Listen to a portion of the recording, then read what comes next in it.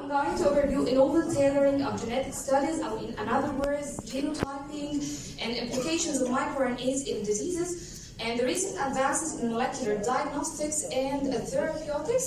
الحقيقة الأهم من إن إحنا نعمل diagnosis of the disease هو الأهم إن إحنا نعمل early diagnosis، علشان كمان لو معانا بايوماركر حاجات بروتين بايوماركرز بتعمل كمان prognosis ده يكون أحسن.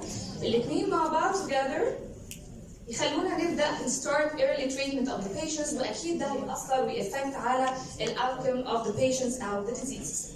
طيب انا عارفه الناس كلها بتبص للجيناتكس ان هي حاجه سوفيستيكيتد، هتكلم كلام سو بيزكس. اول نعرف ايه هي المايكرو ان ايز، البايوجينيسيس بتاعتها، الميكانيزم اوف اكشن، سيمبل توكينج خالص. الدي ان اي دبل ستراندد، كلنا عارفين السنترال دوجما الاساسيه ان هو في اجزاء اسمها اكزونز واجزاء اسمها انترنز. الاجزاء الاكزونز دي اللي هي translatable part of the DNA اللي بتبقى transcribed into messenger RNA then translated into proteins.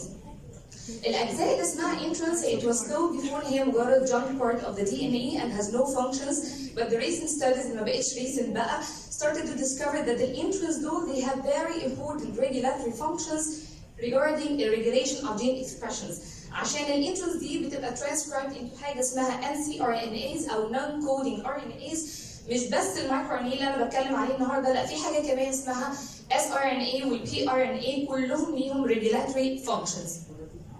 فلو تخيلنا ان الدي نيوكليس عندنا الدي ان اي دبل ستراندد هيليكس بيبقى ترانسكرايبد انتو حاجه اسمها برايمري مايكرو ان اي انزيم اسمه ار ان اي بوليمريز 2، وبعد كده بيحصل له كليفج بحاجه اسمها دروشا يديني البري مايكرو ان اي. هو سنجل ستراندد بس بيبقى عامل زي بيلو هيليكس كده اهوت او هيد، وبعد كده بيطلع بره النيوكليس اكسبورتد بحاجه اسمها اكسبورتين 5، بيكمل البروسيسنج بتاعه في السيتوبلازم بحاجه اسمها دايسر بروتين. اوكي، ده اللي بيطلع في الاخر اللي هو الماتيور مايكرو ارنيز. لو تخيلنا ان هو خرج من هنا هو شكله دبل ستراندد، هو از نوت دبل ستراندد. هنا هو المايسترو بتاعنا اللي هو اسمه جايد ستراند اوف ذا مايكرو ار ان اي.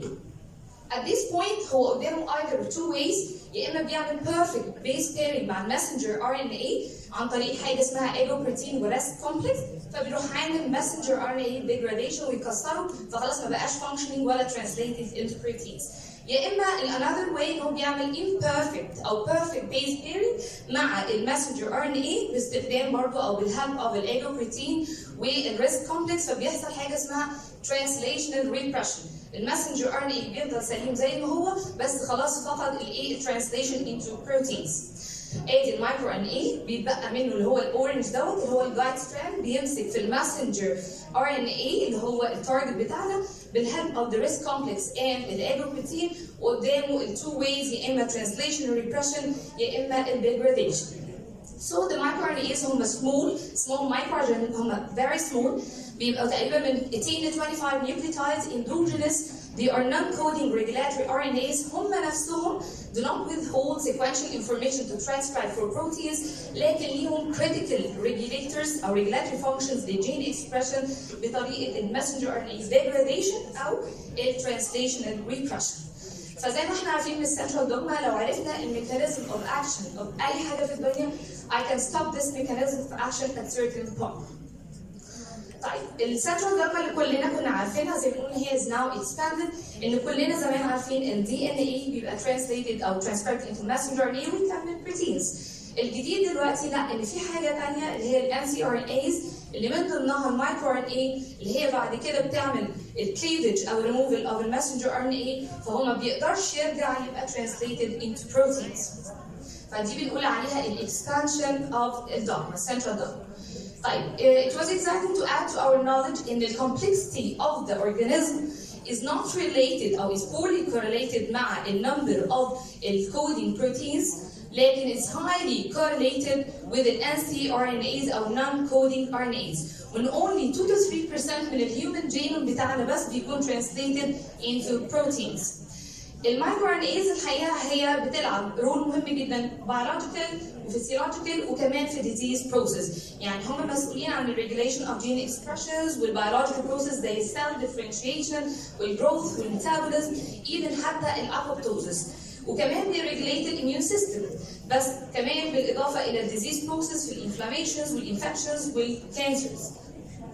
So the dysregulation of microRNAs بيموديليت الجينز المسؤولة عن كل الحاجات الفسيولوجيكال والديزيز بروسيس. حقيقة أنا بحب الدايجرام دوت عشان هو بيورينا قد إيه how diverse microRNAs is controlling different types of diseases. مش بس عن المالجنسي اللي بنتكلم عنها النهارده، لا ده كمان مسؤول عن حاجات في الاميونيتي او الاميونيتي زي البانكرياتايتس والدايابيتس، مسؤول عن حاجات في الليفر سيروزز، مسؤول عن حاجات acute lung injury وحاجات cardiac وبون disorders، وهو is widely dispersed to diseases كتيره قوي. طيب اشمعنى المايكرو as molecular biomarker؟ ما في biomarkers كتيره قوي. حقيقة هو كان ليه specific characters كده خليته يبقى top او prior على حاجات كتيره قوي. اول حاجه ان هو tissue specific، فالمايكرو اللي بتطلع من البونز غير من الليفر غير من المسلز، ان هو sensitive rapid significant release upon development of pathology، فده بيدي criteria ان هو بيدي early detection of the disease. تاني حاجه ان هو predictive. يعني ايه predictive؟ هو السكريشن بتاعته في السامبل بتبقى proportional للdegree of severity of pathology ده، فبيديله criteria ان هو يكون prognostic، يبقى هو بيدايجنوز early في الديزيز، وكمان ممكن يدينا prognosis لcertain disease types. غير كده ان هو نون انفيزيف، ففي الحاجات المالجنس اللي كانت بتعتمد على الاكسجين البايوبسي والسايتوباثولوجي، لا دلوقتي هم بيحبوا الحاجات النون انفيزيف. nearly موجود تقريبا في all body fluids، يعني موجود في السيرم والسي اس اف والسلايفا بريست ميلك بيرتينيال فلويد، ايفن حتى في السيمينال فلويد. فانا يعني سمبل سيرم سامبل I can test for these microRNAs. ليهم طرق كتيره قوي بنتست فيها، بس سمبل ريل تايم PCR ممكن اتست for microRNAs. والحقيقه I was honored to share one of the projects والستاديز اللي حصل لها publication في 2022 ان احنا عملنا سيرم اسسمنت ب PCR للمايكرونيز في السبسس والانفكشنز، وبروفد فعلا diagnostic and prognostic value بتاعتها. So it was time for new technologies and microbiological assays to introduce a novel biomarker that have high sensitivity, specificity and speed with accuracy. نقدر تبقى simply assessed في early diseases، وده بيأفكت الديزيز او يدينا better disease outcome. طيب ليه انا اخترت المايكرونيز في المالجنسي اتكلم عنها النهارده؟ الحقيقه المالجنسي معروف ان هي من الديفاستيتنج ديزيزز. one of these causes ان دايما بيحصل فيهم delayed diagnosis of the disease. So recent diagnostic strategies كلها بيتكلموا ان هي ما بقتش enough specific to promote detection of the cancer at its beginning. والdirections كلها دلوقتي ماشيه حوالين ان هم بيدوروا على البروتين biomarkers والميتابولايتس، وكان على راسهم المايكرو-RNAs. studies كتيره جدا مركزه على ان هو could be useful biomarker for detection of the cancers. طيب سيمبلي كده ايه علاقه المايكرو-RNA بالتيومر بروجريشن؟ هو مسؤول عن الانسل والبروجريشن بروسيس. عندنا نوعين من المايكرو-RNAs، حاجه اسمها tumor promoting microRNAs او بنقول عليها onco microRNAs او metastatic microRNAs، وon the other hand في حاجه اسمها tumor suppressor microRNAs. فلو حصل genetic aberration معين عمل microRNA dysregulation، I mean بكلمه dysregulation يعني ممكن يبقى down regulation reduce expression او up regulation يعني الاكسبريشن بتاعه بيزيد. الديسريجليشن في المايكرو-RNAs لو جت في التيومر سبريسور مايكرو-RNAs وقللتها، او لو جت في التيومر الانكوجينيك مايكرو-RNAs وزودتها، ده بيبدا التيومر جينيسيس بروسيس ويبدا المالجنسي تشتغل. فعشان كده الابيرنتلي expressed micro-RNAs are now expected to hold diagnostic, prognostic and therapeutic implications. الستاديز كلها شغاله حوالين ان هم بياخدوا مجموعه معينه من المايكرو-RNAs بنمبرز معينه ويستدي الدايجنوستيك اند بروجنوستيك فاليوز بتاعتها في ديزيز معين او certain tumor type معين. الستادي دي خدوا 4 مايكرو-RNAs وبداوا يشوفوا السكريننج باور بتاعتهم في 13 type of malignancy. الحقيقه الدايجرام ده حلو جدا، بيستدي المايكرو-RNA messenger RNA interaction. لو افترضنا ان البلو سكويرز دي المايكرو-RNA how it affected transcription of different types of messenger RNA. blue purple circles دول messenger RNAs. اليالو circles هي messenger RNA associated with cancers، وكل ما بتكبر اليالو circles دي بيبقى ليها high association مع الكانسرز. It was concluded that there's the microRNAs have high potential for cancer screening. الحقيقه الدايجرام دوت زي ما هو ليه ميزه في الدايجنوستيك باور، هتكلم شويه في الاخر ان هو ليه سايد افكت او تشالنج لما جم يستخدموا microRNAs at therapeutic values. وبداوا يطلعوا الكونكلوجنز بتاعتها المايكرو-RNAs بالنمبرز بتاعتها، لان احنا عندنا more than 2000 microRNAs has been discovered till now. والريليتد للكانسرز تايب بتاعتهم. الحقيقه الستادي دي كانت في ادلتس، لكن في ستاديز ثانيه موجوده في البيدياتريكس. الحاجات اللي هي الكومن بيدياتريك تيومرز زي الهودجكن ليمفوما والبيركتس والكرونيك ليمفوسيتيك ليوكيميا بيختاروا مايكرو ار ان ايز معينه وبيستدعوا عليها دايجنوستيك باور. مش بس كده، كمان بيشوفوا ان هم ليهم هاي بروجنوستيك فاليو ان ذا بيشنتس. من الحاجات الكومن مالجنسي في البيدياتريكس طبعا الاكيوت لوكيميا. الستاديز على اللات 7 مايكرونيز او الليثال فاميلي الحقيقه دي من اوائل الحاجات الستاديز بدات تشتغل فيها، ان هم ستيل لغايه 2022 هم بيكونكلود او بيكونفيرم على ان هو ليه promising biomarker being easily quantified and highly stable especially في early detection of leukemia. كمان ديزيز تاني او تيومر تاني الحاجات الموست فريكوينت childhood malignancy اللي هي الاكيوت ليمفوبلاستيك لوكيميا سبيشالي اللي هي resistant to therapy.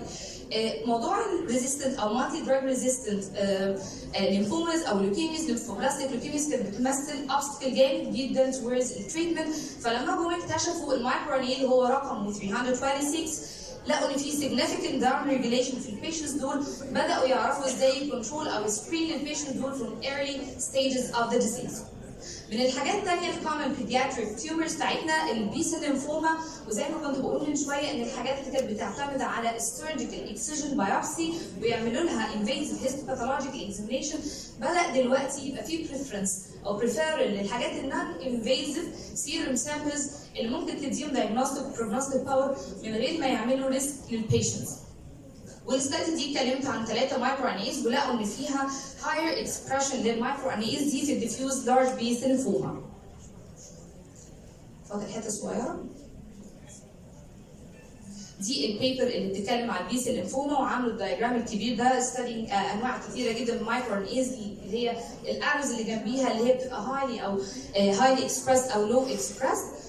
اخر حاجه هتكلم عليها الثيرابيوتيك امبليكيشنز اللي بداوا يفكروا فيها الموضوع المايكرو ان اي او مايكرو ان اي بروتوكولز. Actually, the discovery of microRNAs has revolutionized the world of science and opened up new opportunities in the cancer treatment. So they can be offered to be the next class of therapeutic molecules as they enable modulation of the desired disease pathway.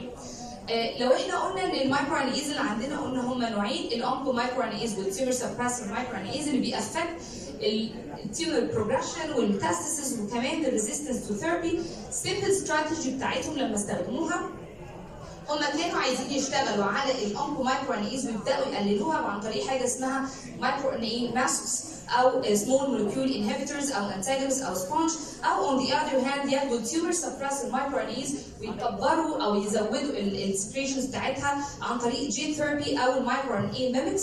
ودي كانت الثيرابيوتيك strategies either of two ways، يا اما بيزودوا increase السكريشنز بتاعت التيومر suppressor microRNAs بيعملوا delivery of microRNA mimics في التيومر سيلز نفسها، او يعملوا inhibition و decreasing للاوفر expressed oncogenic microRNAs بالmicroRNA inhibitors اللي كنا بنقولها دلوقتي. في another strategy اسمها combination strategy، يا اما بيعملوا combination of different anti-microRNAs بتعمل greater anti-tumor effect، او بيحقنوا المايكرو RNAs دي together with البيشنتس اللي بياخدوا chemotherapy ولقوا ان هي بتسنسيتايز التيومر سيلز للتريتمنت بتاعتهم. طيب الدنيا كده ما كانتش خلاص وصلنا للفاينل تريتمنت. الحقيقه هم في حته الثيرابيوتيك قابلوا تشالنجز اللي هي ان اول حاجه ليميتد ان فيفو ستابيليتي عشان المايكرو RNAs اللي هي نيكد لوحدها خالص كانت بتبقى ديجريدد بالنيوكلييزز وايزلي ورابيدلي اليمينيتد بالليفر والكيدنيز. تاني حاجه ان هم they couldn't ensure safe and selective delivery of the naked microRNAs للتيومر سيلز بالتحديد. واخر حاجه اللي كانوا بيلاقوا من المايكروRNAs لما كانوا بيحقنوها بتستيميليت الاميون سيستم اكتيفيشن فبتعمل critical toxicological effects بنقول عليها off target effects، ودي ليها adverse events كبيره قوي. الدايجرام ده اللي كان معانا من شويه بيورينا قد ايه كميه المايكروRNAs او messenger RNAs اللي بتبقى ريجيليتد بمايكرو RNAs قليله. يعني مايكرو RNA واحد بيستيميليت الترانسكريبشن او ترانسليشن بتاع messenger RNA كتير قوي، عشان كده كان بيعمل ادفيرس افكتس كتيره مع الحقن بتاعه. بدأوا يحاولوا ان هم يعني اوفركم الاوبستكلز دي وان هم يغيروا حاجات في المايكرو RNAs واشتغلوا على حاجه اسمها chemically modified microRNAs سواء بفيرال او نون فيرال فيكتورز عشان يسهلوا الترانسفيوجن بتاعتها للبادي ويقللوا الاميونوجينيستي بتاعتها. أكمل؟ طب خلاص. باختصار الحاجات اللي هي الكيميكال موديفيكيشنز، حاجات فايرال نون فايرال، ونون فايرال اللي هي نانو تكنولوجي او نانو بارتكلز دي، والحاجه اللي هي بتبقى سمول بارتكلز من بوليمرز او ليبيدز. هم بس كانوا عايزين يحسنوا السلكتيف اكيوليشن جوه التيومر سيلز والاندوزومال اسكيب، وطبعا يقللوا الاميونوجينيستي، ودي الاكزامبلز بتاعتها. الحاجات الفايرال فيكتورز اللي هي انكوليتيك فيروسز، احنا دايما بنسمع عن انكوجينيك، بس كان الانكوليتيك فيروسز جديده شويه، هم عباره عن جينيتيكلي انجينيرد، دايما كومباين مع حاجات ثانيه زي الكوكزاكي فيروس والهيربس والفاكسينا. هم اغلبهم يو اس ابروف، اف دي اي ابروف. بيعملوا بس ان هم كومبايننج او انسرشن للمايكرو ارنيز في الفيرال جينوم زي الكوكزاكي فيروس بي دوت، وده بيخلي ان هو لما يبقى inserted في الفيرال جينوم to increase the safety of these oncolytic viruses وتبقى restricted to the tumor cells. Take home message: by now thousands of microRNAs are potential novel diagnostic prognostic biomarkers specific cancer types. With genotyping, the small non-coding RNAs can apply novel therapeutic approaches. المicroRNA profiling allow early and specific diagnosis of the disease. بيساعد على prediction of the prognosis better outcome ويقلل complications of mortality، ودي حاجات ليها medical legal importance. The dysregulation microRNAs in various cancers have been discovered over the last decades. The potential power of microRNAs as novel biomarkers for cancer screening, diagnosis, prognosis, and therapeutics is due to their presence in the majority of body fluids and high stability في serum samples. المايكرو ثيرابيوتكس سواء ممكن تتاخد الون بالميمكس او الانتاجونست او تبقى كومباين مع الكيموثيرابي. احنا دلوقتي بس قصاد الهوب بتاع الترانزيشن من البنش تو بيد سايد في النكست ديكيد للانتي مايكرو ارنيز ان شاء الله. And thank you. Thank you Kariman for very nice presentations and very interesting. وهي لو كان عندها وقت صغير كمان كان